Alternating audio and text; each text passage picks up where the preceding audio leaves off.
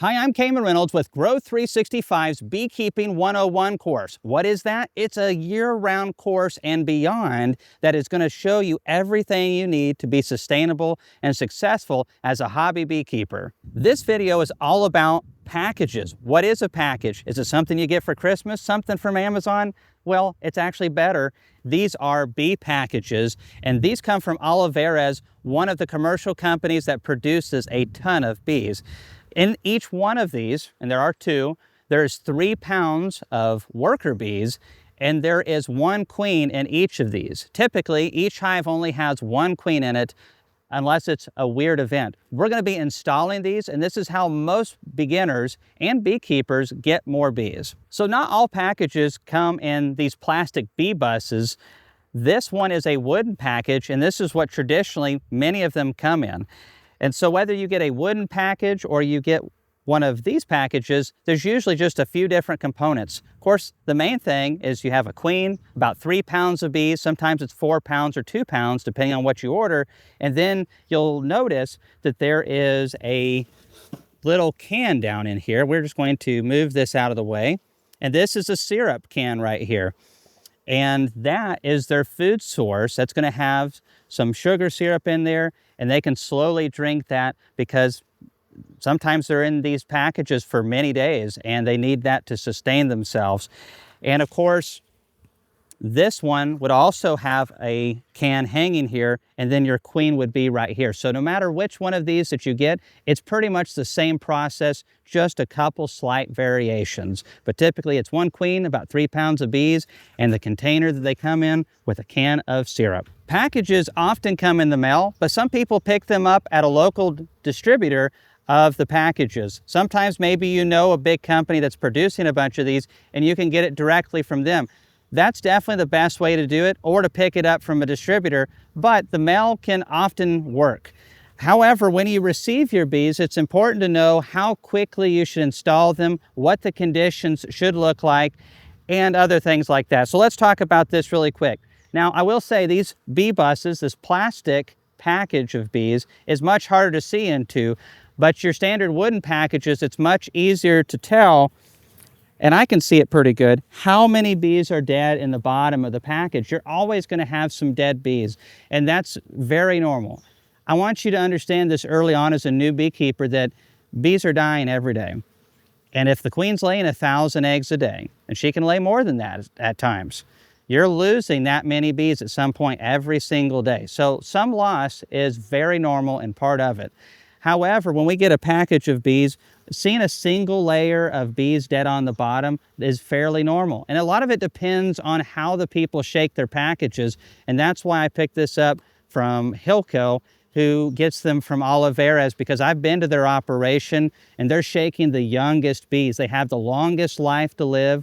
They're also screening out the drones and trying to get all of the older bees not into these packages. And there's a couple tips and tricks. I actually have a video on how that works. But the most important thing is you get the youngest bees, because they're going to do the best in shipment, because they're not wanting to fly so much. They have a lot more health and vigor. And drones, I don't know what it is with those boys. They just do not ship well at all. So seeing a little bit of death in the bottom is very, very normal. But if you're starting to see 1 inch of dead bees or something like that, that's a problem.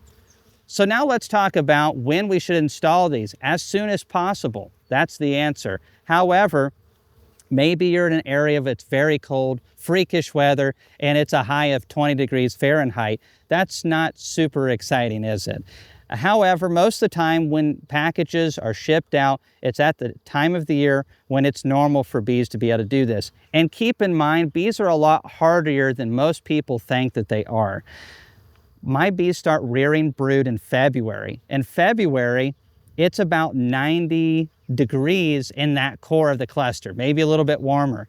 But on the outside, it could be 28 degrees Fahrenheit. Those bees start rearing brood in Tennessee in February, And so it doesn't matter what it is outside, they have to sustain that brood temperature if all possible. Bees are really good at it when they're healthy. So this package right here could handle some cool weather. So if it's going to get down cold tomorrow, don't worry about it. The most important thing is when we install this package that the queen doesn't get separated from the other bees for very long, because they help keep her warm. So what are ideal temperatures? Well, probably 70 degrees or a little bit warmer. However, most of the time when packages are available, and in my area, that's usually the end of March or early April. It's the second week of April right now, so this is a later package for my area. We're usually looking at anything. It could be 40 degrees, it could be 80 degrees, you know how it is in spring. And so you're just gonna have to adjust with that. However, my recommendation, if the high is gonna be in the 40s, I would install it. It's best that they go ahead and get in there and start working. Bees have a short life, and the quicker we can get them in here, some of these bees need to get out and fly around a little bit. They need to do what bees do, and they can handle this for a while, but the sooner we get them into a hive, the happier they are, even if it's at cool temperatures. So I'm going to install them as long as it's getting into the 40s, but for that method, I'm going to use the shake method of package installation. I'm going to leave a video up here that showcases that. Today I'm not going to show you that because I just don't prefer to use that method. It's about 80 degrees today, and so we're going to be doing the slow release method, and this works, in my opinion, just fine as long as it's about 55 or above as the high of the day. We just need to give the bees enough time to come out of the package and get onto the queen. So just to make that real simple, we take this package and we just drop it down into the hive right here. And what I'm going to do is open it up, put the queen between these frames, and they'll go over and cover her. And then we'll put the lid on, and we'll come back in 24 hours. They'll be over here onto the frames. We'll pull this out. We'll put the rest of our frames in here, and we'll be fine. And that works really good. We just have to make sure that they have feed. One of the most important things that people often forget, whether they're making splits or whether they are installing a package or anything at all, bees, especially in cold weather, burn through a ton of food. And there's not always a honey flow. If it's too cold for them to get out, if it's too early in the year, is it raining too much? Or are your native plants not producing at the time of your packaged installation? You're a new beekeeper and you don't know that. And if you've got foundations, and that's what this is right here, you need to feed those bees. And so we are going to be doing that as well. So before, I guess, we continue into the installation process, let's talk about this. If you've watched some of our other videos, maybe you have seen what this is, or you've looked around long enough to know what this is. This is a wooden frame with plastic foundation with a very heavy coat of beeswax on it. It makes it so much easier for the bees to have an extra heavy coat. If you purchase any foundation that has a wax coat, I recommend at least double wax, and triple wax is even better. You got to be careful. A lot of the cheap stuff that you see, especially on Amazon, TSC, or many of these other places that aren't really a bee specialist, they're putting very thin layers of wax on here. And unfortunately, a lot of the Chinese ones from Amazon, they're not even putting pure beeswax on here. And so if you have issues with your bees drawing combs, many times it's because it's not pure beeswax. So this is plastic foundation. It's installed into this frame. You can just pop it in and right out. You'll probably notice a lot of my frames look a little bit old. These are old frames that we've recycled the old combs out of it. It's good to do that every 4 or 5 years or so. And then put a new foundation in here, or clean up the old ones and put on another layer of wax. This is so important to help the bees get the combs drawn. We're almost ready to install our packages, but right before we do that, let's talk a little bit about wearing a bee suit and gloves and all that kind of stuff. So you're a new beekeeper and no one wants to get stung a bunch. I've been stung probably 1,000, 2,000 times in 20 years. And I can tell you, I haven't enjoyed a single one of those. It's been not very fun. However, I'm used to it. I'm not allergic. I would be doing this in just a veil. Most packages are pretty gentle, but that's not always the case. And bee behavior can change literally by the hour and by the day, depending on barometric pressures, the types of bees. Are they queenless? Are they queen right, which means they have a laying queen? There's so many factors that can adjust the behavior of a package or a colony. And so you need, especially as a new beekeeper, to protect yourself from that. So I highly recommend gloves and a full suit. I'm a little bit of a bad example today. I forgot to bring my shoes, and so I'm in Crocs. Shame on me.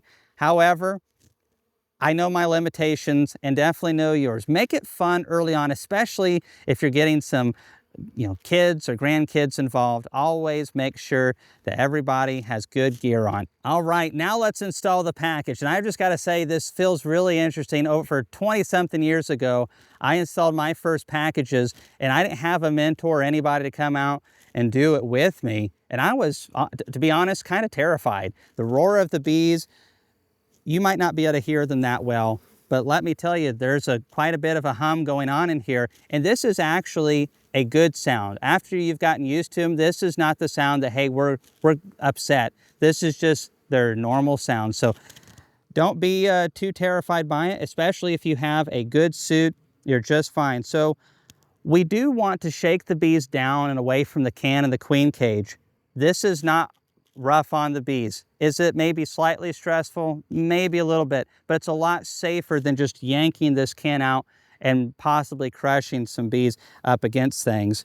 So I'm going to just pop, and that drops all the bees to the bottom of the package.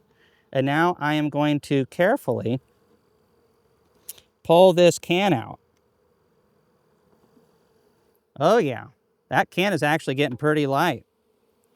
And you can see several of them are flying out. Don't worry about that. They'll hang around. And I'm going to just throw this on the ground for right now. It's almost empty. I'm really impressed with these Oliveras packages. They were shook like a week ago. And typically, you'll get them in much quicker than that. But I wasn't able to. So, this is the queen right here. And she actually has a little white dot. I don't know how well you'll be able to see that queen. However, she's in this cage. And this is called a JZBZ. And you can see where they've already drawn a little bit of comb on the side. They're ready to work, but we need to get her in here. So now it's time to install the Golden West queen. So by the way, I have two different genetics of bees here. I have Golden West on this left hive, and to my right I have Saskatraz. Both of these have been bred for more tolerance against mites and more hygienic behavior and good overwintering. So it's going to be interesting to see what we get. But this queen needs to get out of here. She's been with them for many days. And we are going to pull this cap off, which is going to allow the queen candy at the end of this cage to be exposed. And the bees will eat through this usually in a day, day and a half, thereabouts. Now, there's a lot of information out there about, hey, go ahead and take a nail and poke through it, or just release her. Do not do this. There is never a reason to release the queen early. An extra day of being in the cage is not going to hurt anything and actually could help, especially if you get the package really quickly. An extra day could be very helpful, as the queens come from one hive from the operation, and then these bees get pulled from some larger colonies in a different part of the operation. So a couple of days of them getting to be with each other in a slow release in a dark, quiet environment is the best way to do it. So we're going to take this with this cap off and place it down below. Now, with the wooden packages and also with other types, many times it's a wooden cage and you're going to have a cork on one end that is blocking all of the candy. And so you're going to have to pull the cork out. But be wary, most of those have a cork on both ends and only one side has candy. Now, if you'll notice, look at this. This is a very gentle way of installing the package. We have the queen over here. They know what she smells like. They're going to work their way out and come over here. But this is what we're looking for right here. If you watch the other video where you shake them out, it's just so much more disruptive. Bees are flying everywhere. This is a slow release, and as long as it's above 55 for your high, I recommend this. The only time I've ever seen it where they would not leave this package and go cover the queen is when there was a second queen in the package. And occasionally that happens where they'll accidentally shake one and there'll be one in the package, but that's super rare. So now all I'm going to do is shut this up. And it's important that if you're feeding like I am through the lid, that the queen is not directly below this little cap right here. So we're going to yank this out if we can. Bees have glued it down pretty good. As you can see, I'm using a lot of old equipment of mine. It's not super old, but it definitely isn't brand new. Nothing wrong with that. You take care of your equipment. Much of it can last you 20 years. So you can see right down in there. And we are going to take this quart jar right here and just invert it, and a little bit of it will drip out, but now it's got a vacuum going. Excuse me. Thank you. And we're just going to put that right on down. And now they will be able to drink this syrup. It's going to help lower their stress loads down. And they have to have this. When you have foundations, it takes a massive amount of energy for these bees to be able to pull all of that wax out. And if nature's not providing it in that moment, they really, really need this. And even if it is, this is a little bitty colony right here. They don't have any resources right now. They have no comb, and their lives are short. So the quicker we can get them off the ground, the better it is for the long-term future of this package right here. So that's one. That's really easy. If you've noticed, I don't have an entrance reducer right here. Some people will put those down there, and that's perfectly fine to do. I don't find them necessary. I pretty much never use an entrance reducer. We'll talk about that in another video, but it doesn't have to be super complicated. You don't have to have crazy fancy equipment. The most important thing is you learn what the bees need and how to give it to them. All right, we're going to do the same thing right over here. So if, like me, you're getting one of these bee bus packages, you're going to need to take this cap off of the top, just slide that on over, and that can be recycled with the package.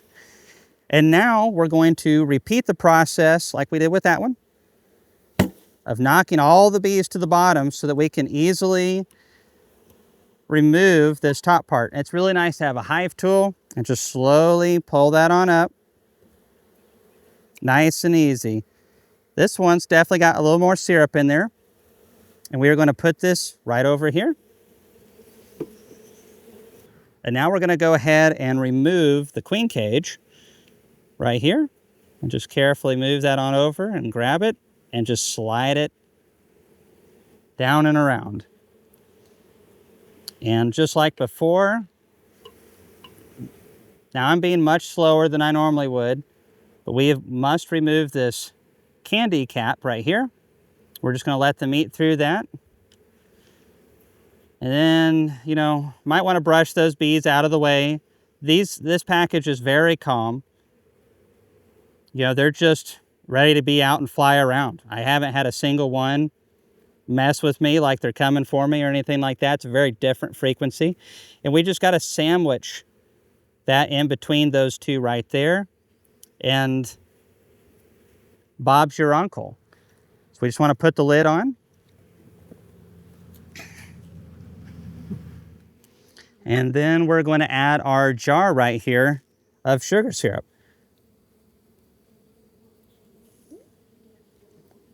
There we go. Got to make sure it's working. Sometimes the bees will plug them up after you've used them. One of the things that I'm going to be doing that I won't be able to get a shot of is when I'm removing that plastic package out of this hive. I'm going to wait 24 hours and then I'm going to come back and I'm going to just remove that plastic package. Those bees are going to be all over those 4 frames, and I'm not going to move those frames. I'm not going to look for anything. I'm just going to pull those out, and then I'm going to place foundations all the way. And with the queen cage, you may only be able to get 9 frames in there, but this is a 10-frame box, so we need to make sure that we at least put 9 in there. And then once we've come back for our next inspection and we remove the queen cage, we will show you that. We will add that next frame in there, but it's important that we don't disrupt them at this point. We want the queen to just come out of that cage, those bees to kind of get acclimated. We don't want to be using smoke during this process. We don't want anything to bump that queen off. When you have a new queen that's not laying, you don't want to disrupt her. Smoke can be very disruptive. It doesn't really affect much on a queen that's laying in a hive that's glued. What do I mean by that? The hive is run by pheromones, and not just the queen's pheromones, but also brood pheromones and other pheromones. When you have the queen laying well, her pheromone production is much higher, and when she has brood, things are way different. The colony is locked in. You can see right now they're kind of flying around. They're not foraging. They're just kind of, figuring things out. So they're going to be much more glued in and chill after the queen started laying. We don't want them to do any big inspections. So that's something to watch out for. Make sure that you do that here in the next 24 hours. These packages are installed. See how quick and how easy that was? And this method is not very stressful at all. However, if you have really cold temperatures and you need to get them installed, you need to shake them over the queen. And so what I would recommend for that is you have this box right here with all 10 frames of foundation in it. And then I would have another empty, this is a deep box, have another one on top as a receiving area, so to speak. And we're going to put that queen down below, and then we're going to knock that package down again, pull the can, get the queen in place, and then we're just going to shake those bees over the top of that queen. In that cold weather, they'll just immediately cluster around that queen, and that's what you need, is for them to form a package basically around that queen, a cluster. So, but most of the time, that's not an issue, and this is fantastic right here. Food is important. They're flying around a little bit. The only other thing I can think of at this moment is, hey, what if I've already got comb? This is my second year or third year or whatever it is, and I've already got comb. Can I do that instead of using foundations? And absolutely. It's so much faster for the bees when they have completely drawn combs, because they're not having to use all of this energy to draw that out. They can spend more of their energy raising brood, and the colony grows faster with comb. So that's an interesting little tidbit. I guess one more last thing is the sugar syrup. This is a very simple ratio to mix. You can see these jars. I've had them sitting in my barn for quite a while. I don't feed using quart jars like this anymore. We'll talk about feeders in another video, but most new beekeepers, especially with just 1 or 2 hives, a quart jar, you probably already have one, very affordable if you don't, and they do work quite well.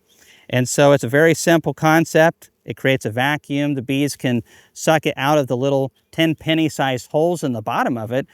And we're using a very simple ratio of 1 to 1. That's 1 pound of sugar, and this is white sugar, to 1 pound of water. You're like, Kamon, why white sugar? I like brown sugar or organic sugars, Rapidura, all these different things. That's really not good for bees. Bees do not need all that mineral content. White sugar has been completely refined down to basically just sucrose, and that's actually really good for the bees. You're probably thinking, well, how can sugar be good for bees? It's not that good for humans in high quantities. Well, bees are different than humans, and is it as good for bees as nectar? Absolutely not. Nectar is the preferred food. However, nature is different each year. Some years it's stinking cold in a monsoon right now. Sometimes it's 80 degrees and sunny for weeks on end, and we're in a little bit of a drought. Every year as a beekeeper, you're going to realize that nature is going to throw you curveballs, and it's going to throw curveballs to your bees.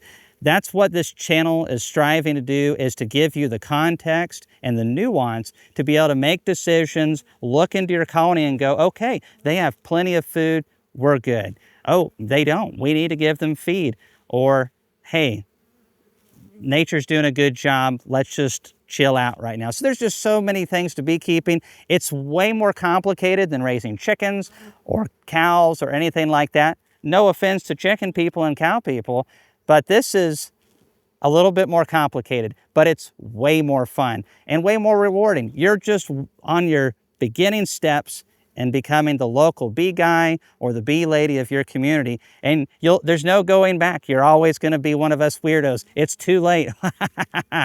Oh, by the way, I run the North American Honeybee Expo, and we have 4,200 beekeepers from around the world, a massive trade show, and so much else. So if you think that you're enjoying this throughout the year and you want to get a ton of knowledge and access to all the products in the industry, 50 semi-loads worth, maybe you check out our show, the North American Honeybee Expo, and maybe we'll see you there in person. Thanks for watching this video.